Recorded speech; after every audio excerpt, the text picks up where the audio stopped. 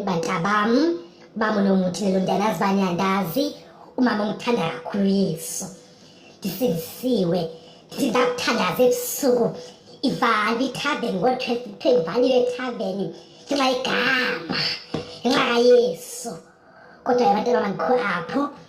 Bantu bami niyayithanda i-show off nina. Niyazithanda ukwenza izinto zenu ze-baby showers. Thina sasikaye izintombi ezisisa umntu xa ekhulelwa, hayi nina. Impilo zakazifoti azifake ezifonini.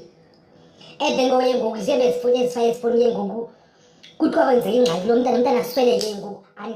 Ntolo lokubani isifotele ngoku umngcwabo lo mntana okanye ingxaki eyenzekileyo ke ngoku anisayivezi ngoku. Hayi azingcolisi. Kodwa ke ngoku nam ndivela amshishini elitsha bethunana. Bavezeni abantwana. Njengoba lisishwele zithi bayekeni bavumeleni abantwana beze kumna lithi bavezeni abantwana. Ngoku sengasekhaya siboniseni yena. Ilula ke lento awuzuthi usibonise usana lwakho. Kodwa ke zilela umntwana wakho lo umenzele i-baby showers. Nam ndivulela amshishini elitsha ndithengisa amaphetse bantabam. Iphetse nje linye yi-5,000. Imali nayo kaloku. Alizuthi mna nayo iphetse lomntana aseswelekile umntana wakho uzozila. Ufaka nje eli phetse kanti nifayile ngendibona uba ndifakwa njani. Nina abantwana abathanda ubona kwezinto ze-Instagram, Facebook, Twitter. Ufake iphetse lomntana wakho